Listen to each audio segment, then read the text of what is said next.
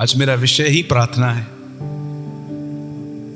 एक प्रभु के दास ने कहा, इससे पहले कि तुम अपना जीवन परमेश्वर को दो, उससे पहले तुम्हें तुम्हारा जीवन प्रार्थना को देना पड़ेगा। और मैं उसके साथ 100% एग्री होता हूं। मैं राइट? एक सिंपल बात मैं आपको बताता हूं। इमेजिनेशन कीजिए इस बात को। परमेश्वर ने हमको सोचने की शक्ति दी है। हम भविष्य सोच सकते हैं, हम पास सोच सकते हैं। It's a power, it's imaginations. समझिए 121 लोग कमरे में गए। कितने कमरे में गए? सब ने परमेश्वर को पुकारना चालू किया। 10 दिन। उनमें से एक उठा और उसने कहा, मैं घर जा रहा हूं। बोला क्यों? बोला 10 दिन से तो हम पुकार रहे हैं परमेश्वर को, कुछ हो कहां रहा है। और उस आदमी ने गिव अप किया और वो नीचे उतर गया। और जैसे वो नीचे उतरा, ऊपर से ऐसी आवाजें आ रही थी, तब उसे मालूम पड़ा कि उसके नीचे उतरने पर ही पवित्र आत्मा उतरा था। डू यू नो उस आदमी ने क्या मिस किया? कई बार आपको पता है जब आप प्रार्थना नहीं करते आप क्या मिस करते। कई बार आपको पता भी नहीं है कि जो लोग प्रार्थना नहीं करते हैं वो कितने अनब्लेस्ड हैं। मैं सोचता हूं 120 लोगों ने क्या पाया। कितनी बड़ी बात है। उन लोगों ने, जो लोग यहोवा परमेश्वर को मानते थे, आत्मा उनके ऊपर नहीं उतरा। जो यहोवा के पास यीशु के नाम से गए, उनके ऊपर उतरा। Wow, superb. कि जो लोग उन दिनों में सब जमा थे, पवित्र आत्मा उनके पास नहीं आया, लेकिन जो यीशु के नाम से उस पिता के पास गए, उन सबको पवित्र आत्मा मिला। बोलो जय मसीह की। मैं आपसे रिक्वेस्ट करता हूं, कभी भी प्रार्थना को ना मत बोलिए। बोलो जय मसीह की। एक और मैं आपको बात बताता हूं, उसके बाद मैं अपने वचन में आऊंगा। मैं आज आपको कुछ समझाना चाहता हूं। मैं चाहता हूं कि आज प्रचार नहीं हो, आज बात हो आपके साथ थोड़ी। राइट? सुनिए, आपको पता है 4000 साल तक परमेश्वर ने अपना संबंध एक ही जाति से रखा, इज़राइल। अपनी वाचाएं, अपनी उपासना, अपना नियम, सब कुछ उन्हें दिया। आपने पढ़ा होगा 4000 साल तक जब परमेश्वर ने देखा कि इस दाखलता में से कोई फल नहीं मिल रहा, तब परमेश्वर अन्य जातियों की ओर मुड़ा। आप में से कितने लोगों ने इस वचन को पढ़ा है? प्रभु यीशु ने कहा, परमेश्वर अपनी संतान को पत्थरों से भी निकाल सकता है। आपको क्या लगता है कि यीशु मसीह ये बोलने की कोशिश कर रहा था कि दीवार से बच्चे निकलेंगे? स्टार्टिंग से ही हमें एक पत्थर कहा गया है। तो परमेश्वर उनको समझा रहा था, अगर तुम मेरी बातों को नहीं मानोगे तो ये पत्थर, अन्य जातियां मेरी संतान कहलाई जाएंगी। एक जगह पे यीशु ने कहा, अगर तुम मेरी आराधना नहीं करोगे तो पत्थर चिल्लाएंगे। और आज देखिए, पत्थर चिल्ला रहे। आज पत्थर चिल्ला रहे। हम कौन थे? We are stones. पतरस कहता है, तुम उसके जीवित पत्थर हो। लिविंग स्टोन कहा गया है बाइबल के अंदर विश्वासियों को। और यीशु को देखो जो कोने का सिरा है। वो जो मेन फाउंडेशन का पत्थर है यीशु, लेकिन बाकी कौन है? स्टोन्स। पत्थरों में जान डाली है परमेश्वर ने, कोई छोटा काम नहीं किया है। एक सवाल पूछ के मैं अपने वर्ड में आऊंगा। जब भी इज़राइल के लोगों ने पाप किया, आप जानते हो परमेश्वर ने उनको पनिशमेंट क्या दी? सिंपल परमेश्वर ने काम किया, जानते?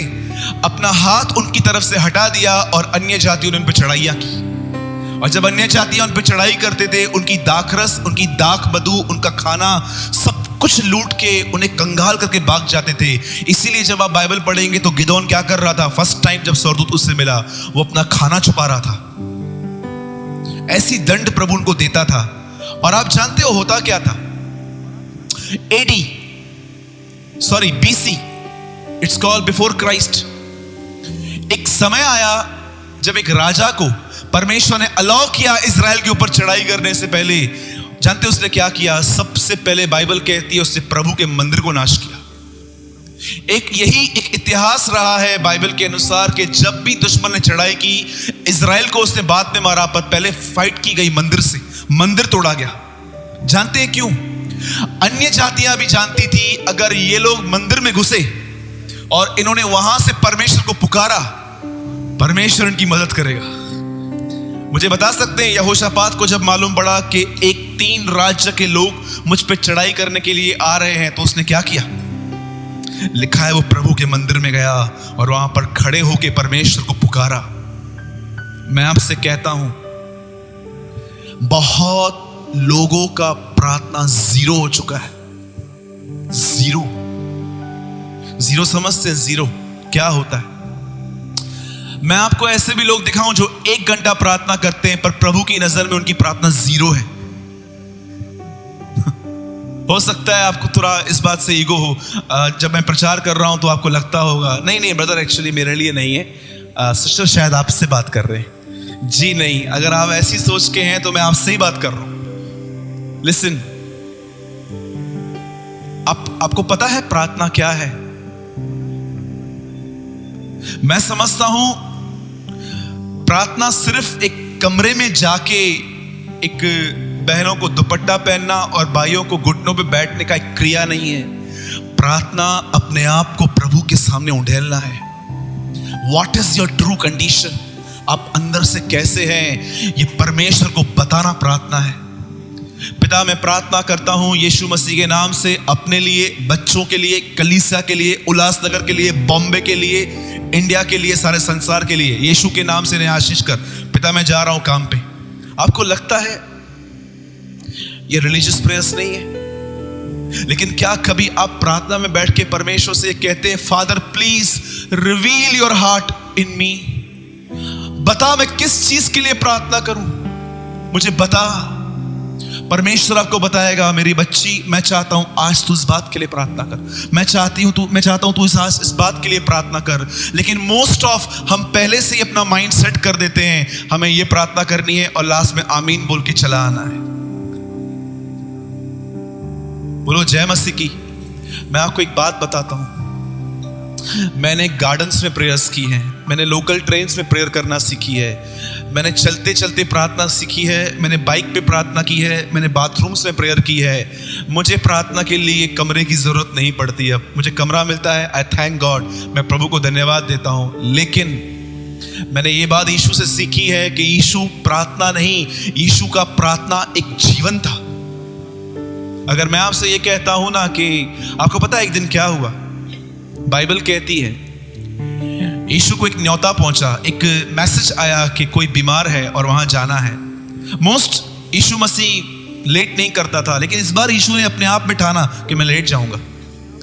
और जानते, जब उसे ये मालूम पड़ा कि वो मर चुका है, अभी चलेंगे और वो वहां गया और उसके चेले जानते हैं क्या बोलते हैं, प्रभु अगर वो सो गया है तो खुद ही जागेगा। आप सब जानते हैं, मैं लाजर की बात कर रहा हूं, मार्था और मरियम के बहन की।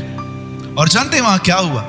यीशु वहां गया और कब्र पे खड़ा हुआ और क्या बोलता है, हे पिता, मैं तेरा धन्यवाद देता हूं क्योंकि तूने मेरी सुन ली। आप पूरी यात्रा देखो, यरूशलेम से बैतनिया, एक बार प्रार्थना नहीं की है उसने, तो वो ये कैसे कहता है कि मेरी प्रार्थना तूने सुन ली? क्या आप एक ऐसा जीवन चाहते हो कि लोगों को मालूम भी नहीं पड़े कि आप एक्चुअली लेकिन प्रार्थना कर रहे हो? He said, pray in Father in secret. उससे प्रार्थना करो जो गुप्त में है। मैं आपसे कहता हूं, प्रैक्टिस करो, लाइफ चेंज हो जाएगी। लाइफ, इतने फालतू विचारों से आप बच जाओगे, अननेसेसरी, ये क्या कर रहा है, वो क्या कर रहा है, इसने कितना कमाया, उसने कितना कमाया, ये क्या कर रहा है, वो क्या कर रहा है, इन सब विचारों से आप आजाद हो जाओगे और आप अपने उद्धारकर्ता की तरफ देखना सीखेंगे कि वो कितना महान है, वो कितना ब्लेसेड है। आपको पता है कोरह वंशी परमेश्वर को कहां ढूंढते थे जाके? जितने लोग जानते हैं कोरह वंशी कौन थे? आप बाइबल आराम से पढ़ो। मूसा का 3 लोगों ने बहुत विरोध किया था, कोरह, दातान, अबीराम। यहूदा की पत्री में लिखा है अंतिम समय में अधिकारियों का विरोध करने वाले लोग भी आएंगे। डू यू नो कोरह वंशी? कोरह कौन था? कोरह एक आदमी था जिसको मूसा की सेवकाई से बहुत जलन थी। एक बार उसने मूसा से कहा, क्या प्रभु सिर्फ तुझसे ही बात करता है क्या? शाम मूसा ने कहा एक काम करो, शाम को धूप लेकर आओ, जिसका धूप ग्रहण किया जाएगा वह यहोवा के योग्य है। और जब शाम को यहाँ से मूसा और हारून धूप लेके निकले और यहाँ से दातान कोरह अबीराम निकले, बाइबल कहती है ये जल के भस्म हो गए। पर आपको पता है इनकी जो संतान निकली वो परमेश्वर का भय मानती थी। भजन सहायता 42वां अध्याय, जैसे हिरनी पानी के लिए हाफती है वैसे ही मेरा मन तेरे लिए हाफता है। जीवते परमेश्वर का मैं प्यासा हूं, मैं कब उसे जाके अपना मुंह दिखाऊंगा। आपने कभी अनिल कांत भाई का एक सॉन्ग सुना है, यरदा की जमीन से गाऊंगा, कोरह मिसगार से गाऊंगा, गहराओं से गहराओं तक। ये क्या है? भजन सहायता में कोरह वंशी कहते हैं यरदन नदी पे खड़े होकर तुझे ढूंढेंगे। ये वही नदी है जिसको एलीशा ने 2 भाग किया था। इसी पे बैठ के हम तुझे ढूंढेंगे। और उन्होंने परमेश्वर को इतना खोजा कि लास्ट में उन्होंने कहा हमारे आंसू हमारा आहार बने। हम लोग खाना खाने के लिए घर ही नहीं जाते हैं, बोलते हैं हम प्रभु को इतना ढूंढते कि सारा दिन जो आंसू बहते हैं वही हमारा खाना बन चुका है। काश, मेरी प्रार्थना है कि आज की जनरेशन सेवकाई से भी ज्यादा इन बातों को समझे कि परमेश्वर के पैरों पे बैठ के उसकी सुनना कितना जरूरी है हमारे लिए। लेकिन आज प्रॉब्लम जानते हैं क्या है? Everyone want activities. हर एक को सेवा चाहिए। ब्रदर कुछ काम दो, ब्रदर कुछ काम दो। जानते हैं परमेश्वर का काम क्या है? यीशु ने मार्था से कहा जो इसने चुना है वो उससे छीना नहीं जाएगा। प्रचार एक दिन तुझसे ले लिया जाएगा, आराधना तुझसे एक दिन ले ली जाएगी, कोई काम तूने किया है वो भी तुझसे ले लिया जाएगा, लेकिन एक चीज मैं तुझसे कभी नहीं लूंगा, sit on your masters feet. एक काम जो मरियम ने चुना है वो उससे कभी छीना नहीं जाएगा। कौन सा काम? उसने बैठ के मुझे सुनना सीखा है। आपको पता है स्वर्ग में आपको क्या करना है? कितने लोग स्वर्ग में जाएंगे और कहेंगे प्रभु यीशु आपके पापों के लिए मारे गए, गाड़े गए, जी उठे। आप बोलोगे भाई आ गया मैं, अब क्यों बता रहा है? कितने लोग वहां पर जाएंगे और कहेंगे ये ट्रैक लो, ये पढ़ो, यीशु महान है। आप बोलोगे क्या कर रहा है भाई? लेकिन जानते हैं वहां स्वर्ग में सब क्या करेंगे? हम सब उसके पैरों पे बैठेंगे, हम उसको देखेंगे। कोई प्रार्थना नहीं होगी वहां कर मुझे ये दे, मुझे फ्रिज दे, मुझे टीवी दे, मुझे कैलकुलेटर का ये दे दे, वो दे दे। हम सब उसकी खूबसूरती को बैठ के निहारेंगे। मैं इससे ही अनंत जीवन कहता हूं, दिस इज एटर्नल लाइफ, कि हम उसकी ओर निहारेंगे। आज दिनेश और मैं शॉप क्लोज करके जब आ रहे थे, भाई को एक बात बोल रहा था, ब्रदर प्रभु ने हमको दूर दूर तक सोचने की एक क्षमता दी है। अगर हम चाहें ना तो हम इतनी बातों को बैठे बैठे सोच सकते हैं। क्यों ना हम एक काम करें, हम एटर्निटी के बारे में कुछ सोचें। बोलो एटर्निटी, बोलो अनंत काल। अनंत काल का मतलब क्या होता है? कितने लोगों ने कभी कभी बैठे बैठे, हाँ ये सोचना तो बहुत आसान है कि मुझे टंका टोड़ी थी प्रभु ने भी टोड़ी दुस। ये सोचना तो बहुत आसान है कि मुखे दुखी करना वाला पाना भी खुश न रही सकता। ये सोचना तो बहुत ईजी है, टाइम मत मदद न कही हुई। ये तो बहुत इजी है। पर कितने लोग ये सोचते हैं कि जब आप वहां जाएंगे आप वहां कैसे होंगे? जानते मेरे लिए सबसे खुशी की बात क्या होगी स्वर्ग में? इस पृथ्वी पर मुझे एक ऐसा बदन है जो हमेशा मुझे पैसों के पीछे दौड़ने में, गलत काम करने के लिए ये बदन मुझे इनकरेज करता है, ये कर। पर आपको पता है बाइबल क्या कहती है?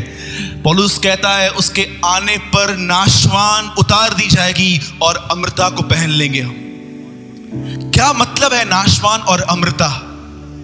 नाशवान का मतलब होता है वो चीज जो खत्म हो जाएगी, अमृता का मतलब होता है वो चीज जो कभी खत्म नहीं होगी। इसलिए 6:10 फर्स्ट तिमुथियुस में लिखा है अमृता केवल उसी की है क्योंकि वह अगमय ज्योति में रहता है, न कभी उसने किसी को देखा है न कोई उसे देख सकता है। आपको पता है स्वर्ग में आप जाएंगे तो आपको क्या मिलेगा? ये बदन जो आपका है ये यहीं पर खत्म हो जाएगा और परमेश्वर आपको एक ऐसी बॉडी देगी, परमेश्वर आपको एक ऐसी बॉडी देगा जो कभी आपको पाप करने के लिए नहीं उकसाएगी।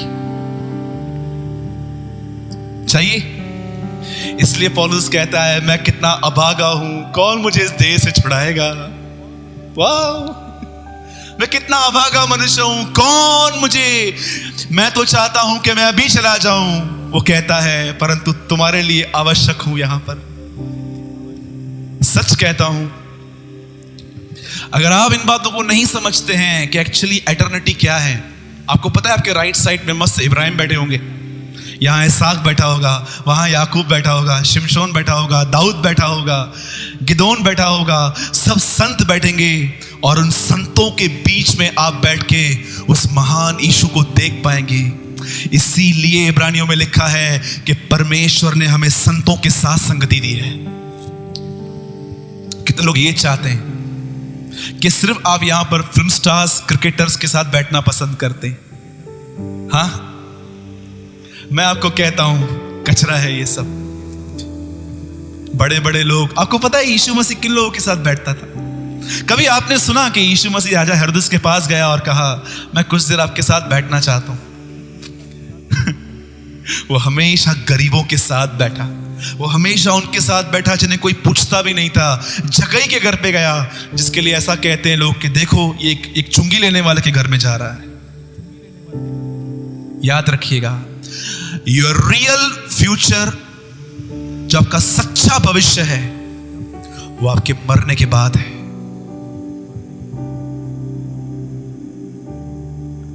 बदर मुल्ला प्रार्थना कहो मां कदे न मरा। दाऊद, पौलुस कहता है जीना मसीह, मरना नफा है। नफा समझते?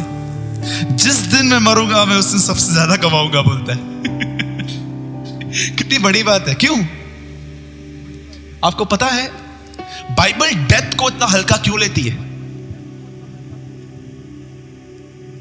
क्योंकि बाइबल ऐसा दिखाती है कि एक्चुअली तुम लोगों के लिए डेथ नाम की कोई चीज ही नहीं बनी है अभी। पतरस कहता है वो मृत्यु के बंधनों को तोड़ के वहां से निकला। 2:38 कुछ 2:39 में लिखा है प्रेरितों के काम में कि ये असंभव था कि मौत उसे बांधे, परंतु वो मौत को तोड़ के वहां से निकला। इब्रानियों में लिखा है हर याजक मनुष्यों की ओर से लिया जाता है और मौत उन्हें रुकने नहीं देती, परंतु अब परमेश्वर ने जो याजक ठहराया उसे मौत नहीं मारती, परंतु वो मौत को मार के उसके पीछे बैठा है। आपको पता है यीशु ने आपके लिए मौत को हरा दिया। इसलिए लिखा है हे मौत तेरा डंक कहां रहा, हे मृत्यु तेरी विजय कहां रही। देखो जय ने मृत्यु को निगल लिया। हम विश्वासियों के लिए मौत नाम की कोई चीज ही नहीं बनी है। इसलिए पौलुस कहता है तुम उनकी तरह मत बनना जिन्हें कोई आशा नहीं है, क्योंकि तुम जानते हो हम सब वहां मिलेंगे। एक दिन जो मेरा बेस्ट फ्रेंड था राहुल, 18 साल की उम्र में मैंने उससे खोया था। कैंसर था उससे।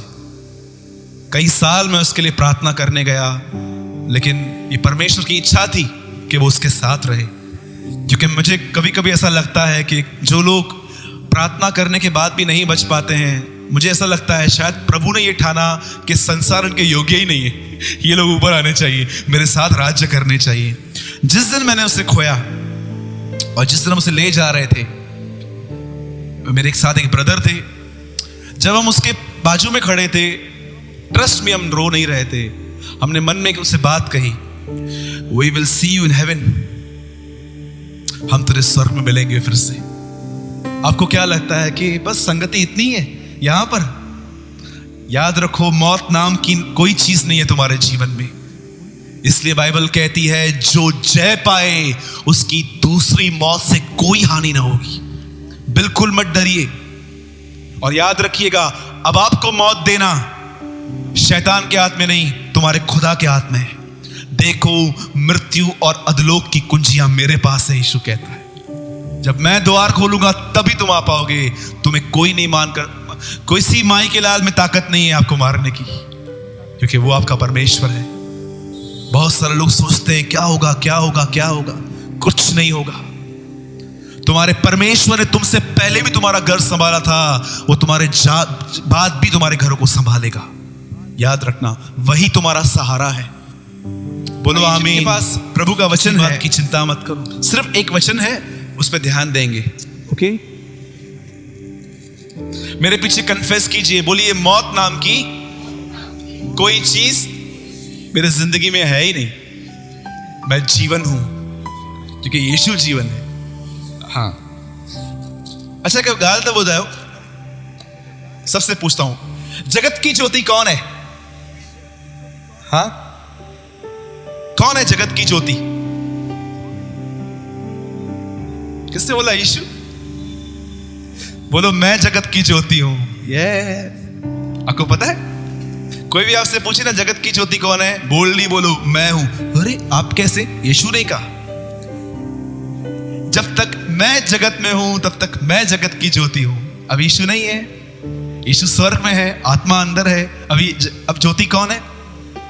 मैं आपसे एक बात पूछता हूं, जब से आप प्रभु में आए हैं आज तक किसी एक आदमी ने आपको कहा है क्या तेरे द्वारा मैंने बहुत ज्योति पाई है? कई बार तेरे मिलने के बाद मुझे मालूम पड़ जाता है कि एक्चुअली मैं गलत जी रहा हूं। कभी आपको किसी ने आज तक ऐसा कहा है कि आप उनकी तरह हो जाते हो? हाँ जी, नहीं ना? ओके, आइए एक चीज पे आप थोड़ा ज्योति डालेंगे आज। जिनके पास भी प्रभु का वचन है, हम सब खोलेंगे मरकुस की किताब,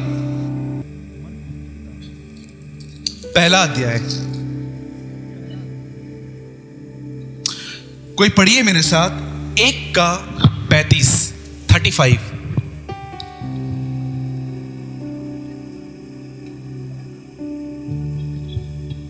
थैंक यू मास्टर। बाइबल कहती है एक दिन आया, भोर होने से पहले वो नींद से उठा और कहां चला गया? प्रार्थना करने। मैं इन शब्दों को इस तरह कहूंगा कि इससे पहले कि सूरज निकले, उससे पहले उसे भूख लगी पिता के पास जाने की। और सरलता से बोलूंगा कि इससे पहले कि सूरज निकले वो अपने पिता से बात करने के लिए चला गया। राइट? कई बार प्रार्थना शब्द सुनते ही हमें नींद आती है। हमें लगता है प्रार्थना का मतलब होता है कमरे में जाना, कमरा बंद करना, सबको बोलना अंदर मत आओ। हम लोगों ने प्रार्थना को इतना हैवी बना दिया है कि कभी कभी हमारे जो डेफिनेशंस है ना प्रार्थना के, वो इतने कभी कभी गलत होते हैं। मैं आपको बताऊं, यीशु ने कहा निरंतर प्रार्थना करो। आप बताइए, आप निरंतर कौन सी चीज कर रहे हैं जो आपको पता भी नहीं चल रही है? कितने लोग सांस ले रहे हैं? हाथ उठाइए। आपका हाथ उठाना चिन्ह है कि आप सांस ले रहे हो। यीशु ने कहा निरंतर प्रार्थना करो, मतलब प्रार्थना एक्चुअली सांस के समान है कि मालूम भी नहीं पड़ रहा है और हो भी रही है। राइट? चलिए मैं अब स्टार्ट करता हूं। आज एक्चुअली मेरा एक विषय है आज जो मुझे प्रभु ने हृदय में डाला आफ्टरनून में, मैं उसके बारे में कुछ बोलना चाहता हूं। घमंड किसे कहते हैं? What is pride? अधिकतर लोग सोचते हैं कि घमंड का मतलब होता है किसी को माफ न करना। घमंड का मतलब होता है किसकी सुन के उसको सुना देना। घमंड का मतलब होता है कि अपने मन के अंदर लोगों की बहुत सारी गलत बातों का एक खजाना रखना। लेकिन मैं आपको आज कुछ बताना चाहता हूं कि घमंड एक्चुअली क्या है। घमंड जो होता है ना, एक्चुअली क्या होता है, ध्यान दीजिए। आप में से कितने लोग ये बात जानते हैं, जब अय्यूब तकलीफ में आया, प्रॉब्लम में आया, तो उसने सबसे ज्यादा डिस्कशन किसके साथ की? अपनी प्रॉब्लम्स के बारे में।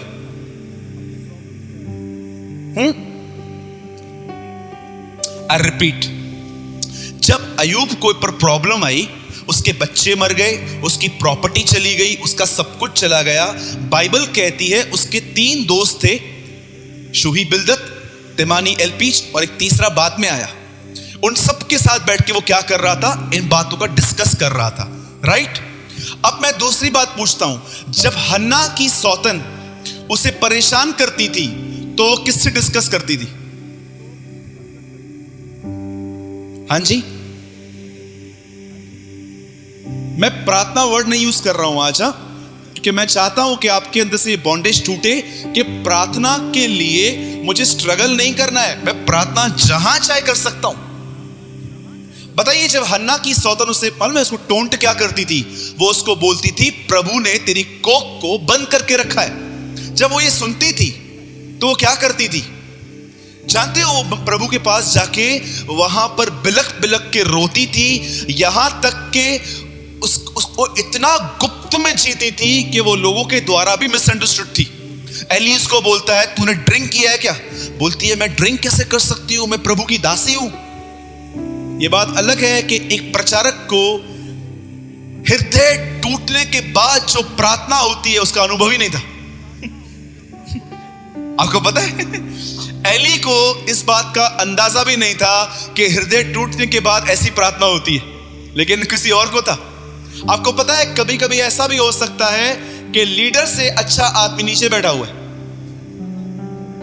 प्रकाशित वाक्य में लिखा है मैं तेरे कामों को जानता हूं, लेकिन मैं फिर भी कहूंगा तेरे यहां कुछ ऐसे भी हैं जिन्होंने अपने वस्त्र को अशुद्ध नहीं किया है। कितनी बड़ी बात है, प्रभु ने कलीसिया को बोला तुझसे अच्छी तेरी कलीसिया है। How great. अब मैं आपसे एक बात पूछता हूं, घमंड क्या है? बोलिए घमंड क्या है? नाउ लिसन वेरी केयरफुली, बहुत ध्यान से सुनिए। कितने लोग इस बात को मानते हैं परमेश्वर के पास न जाना भी एक घमंड है? Do you know? प्रॉब्लम्स तो सबके पास है, मेरे पास भी है, आपके पास भी है, लेकिन जानते घमंडी क्या करेगा? वो कहेगा मुझे पूरी तरह से पता है, मेरी उम्र हो चुकी है, मैंने जिंदगी देखी है, मैंने ये देखा है। They believe in their intelligency, उन्हें अपनी बुद्धि और समझ पर भरोसा है। लेकिन जानते हो जो परमेश्वर के पास जाते हैं वो क्या करते हैं? वो प्रभु को बोलते हैं प्रभु चाहे कितना भी अनुभव हो, चाहे क्या भी हो, उसके बाद भी मैं आपके पास आऊंगा। इसे कहते हैं नम्रता। आपको पता है जिस कुछ भी होने के बाद, चाहे दुख चाहे खुशी, आप जिस आदमी को पहले फोन करते हैं, जिस आदमी को पहले शेयर करते हैं, actually he is your favourite. आप नया नया गाड़ी लेकर आए, आपने नया नया घर लिया, मुझे बताइए पहला फोन किसके पास गया, पहला टेक्स्ट किसको किया आपने? बोलो बोलो बोलो जय मसीह की। जिस आदमी के दुख में और खुशी में जिसके लिए पहला थॉट आया, याद रखना एक्चुअली वो आपका परमेश्वर है। अरे ब्रदर ये क्या बोल रहे हो? सच बोल रहा हूं। आपने गाड़ी ली, किसके पास गए? फर्स्ट उसके पास गए और कहा मेहनत से नहीं मिली है मुझे, फादर आई सैल्यूट यू, ये आपने मुझे दिया। आपको इनकम मिली, आप उसके पास गए, प्रभु आपने दिया, मैंने नहीं किया। और जब दुख आया, मैं कहता हूं पूरी दुनिया को बताओ कि आपको क्या मिला बाद में, लेकिन क्या आप सबसे पहले उसके पास जाते हैं जिससे सब कुछ दिया? जब दाऊद को परमेश्वर ने कहा कि अपना सब कुछ मंदिर के लिए दे दे, और जब उसने बहुत सारी लकड़ी सोना चांदी एक साथ किया, तो प्रभु को बोलता है किसने तुझे दिया? हमने तुझसे पाकर तुझी को दिया। किस बात का घमंड करूं कि मैंने किया? मैं रखवाला, मैं एक चरवाहा था प्रभु, आपने मुझे प्रधान बनाया, ये मेरा है ही नहीं। इसलिए पौलुस कहता है न कुछ तुम ले आए थे न तुम कुछ ले जाओगे, तुम्हारे पास यहां पर खाने और पीने के लिए है, बहुत है। मैं आपसे एक बात पूछता हूं आज, क्या आप इस बात पर बिलीव करते हैं कि अपनी खुशी और गम में परमेश्वर के पास न जाना भी एक घमंड है? मुझे पता है बहुत सारे लोग इन बातों को रिसीव नहीं कर पाते हैं, समझ नहीं पाते हैं, बिकॉज आपको पता है मैंने देखा है ज्यादा बुद्धिमानी भी एक परेशानी की बात है। जब अय्यूब के ऊपर तकलीफ आई, अय्यूब किनके पास गया? आज आप प्रभु की कुछ बेटियां यहां पर बैठी हैं, आप में से कुछ बेटे यहां पर प्रभु के बैठे हैं। मैं आपसे एक सवाल पूछता हूं, जब आपके इस लाइफ में कोई प्रॉब्लम आता है या कोई खुशी आती है, आप सबसे पहले अपने पिता के पास जाते?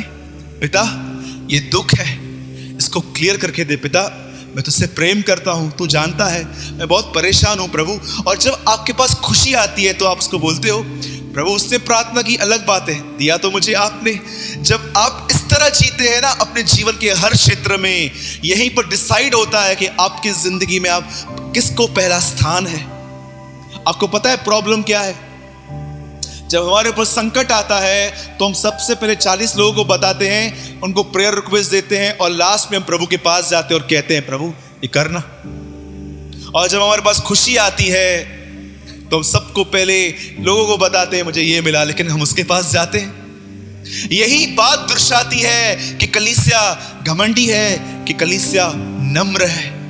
नम्रता ये नहीं होती मेरे भाई मेरे बहन कि आप मीटिंग के बाद एक एक को आराम आराम से जय मसीह बोलेंगे, किसको अपने घर पे इनवाइट करेंगे, किसको गिफ्ट देंगे, किसको क्या देंगे, किसको कहेंगे जो भी काम है मुझे बताओ मैं करूंगा। लेकिन याद रखना, सच्ची नम्रता तुम्हारे परमेश्वर के सामने दिखाई देती है। बाइबल ये नहीं कहती कि यीशु मसीह ने पैर धोए इसलिए वो नम्र हुआ। बाइबल ये भी नहीं कहती कि यीशु मसीह ये कर रहा था वो कर रहा था। बाइबल कहती है उसकी नम्रता इस बात में दिखाई दी कि वो आज्ञाकारी रहा क्रूस उठाने तक। कभी आपने इब्रानियों का ये वचन समझा? बाइबल कहती है पाप से तुम्हारी ऐसी लड़ाई नहीं हुई। जिस समय वो क्रूस पे था लोग उसको बोल रहे थे अगर तू मसीह है नीचे उतर, वो वहां पर भी चुप खड़ा था, उसका खून बह रहा था पूरे बदन से, पर वो चुप था।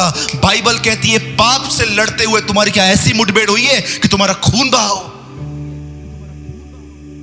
मेरे ख्याल से आपकी और मेरी कभी पाप से ऐसी लड़ाई नहीं हुई। लोग हमें कुछ भी गंदा दिखाते हैं, कोई वीडियो ये देखो, हम कुछ चिल्लाते हैं, लोग हमको बोलते हैं झूठ बोल, हम बोलते हैं नहीं बोलेंगे। पर क्या आपकी पाप की लड़ाई ऐसे हुई है कि आपके बदन से खून निकल रहा है फिर भी आप बोलते हो I never sin, I never सिन?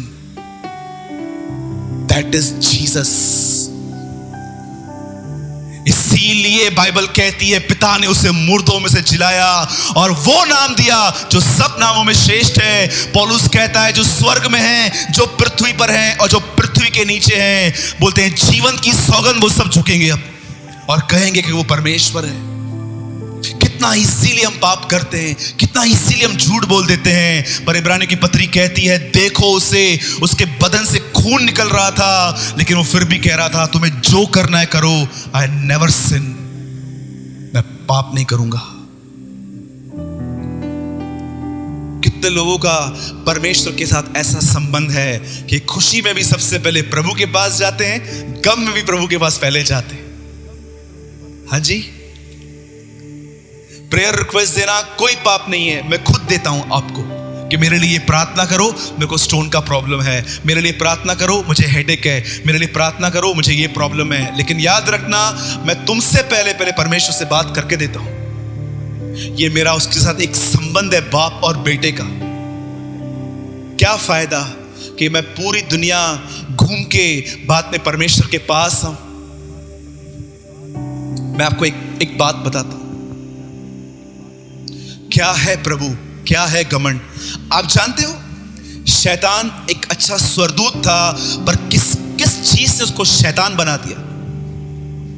आइए सब यहां ध्यान दे, किस चीज से उसको शैतान बना दिया? घमंड ने। यीशु 80 बार कहता है मैं मनुष्य का पुत्र हूं, पर हर पत्री कहती है वो परमेश्वर है।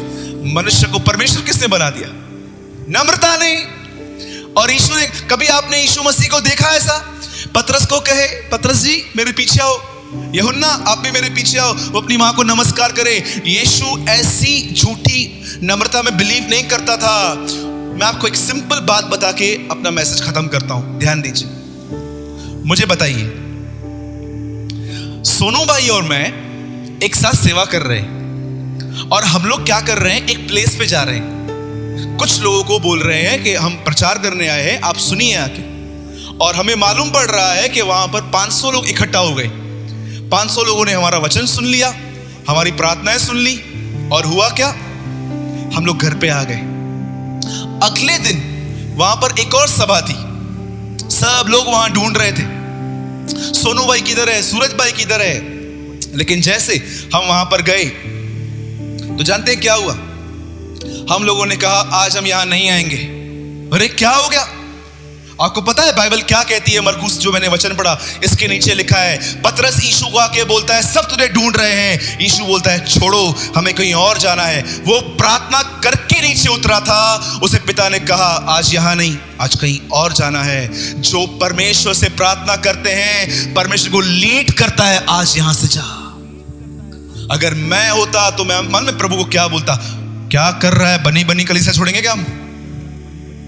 ऐसा कैसे प्रभु, बनी बनी कलीसिया हम थोड़ी छोड़ेंगे, 500 लोग आए हैं। अगर प्रभु हमें कहे, आपको पता है एक दिन क्या हुआ, जब उसकी मिनिस्ट्री एक हायर लेवल पे थी, अगर हमारी मिनिस्ट्री हायर लेवल पर हो और प्रभु हमको कहे बंद कर, हम क्या बोलेंगे? अभी तो रजिस्ट्रेशन भी नहीं हुआ है चर्च का, अभी तो मैं यूट्यूब पे भी नहीं आया हूं, अभी तो मेरी मिनिस्ट्री नेशनल लेवल पे है, इंटरनेशनल लेवल पे नहीं है। हम कितनी बातें करेंगे।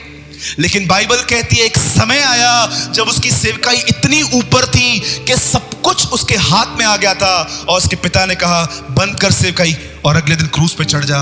यूहन्ना 16 अध्याय में उसने अपनी सेवकाई बंद की और अपने चेलों को बोलता है आओ हम प्रार्थना करें। उस रात उसने प्रभु भोज खाया और अगले दिन 10 बजे उन सब ने उसको क्रूस पे देखा।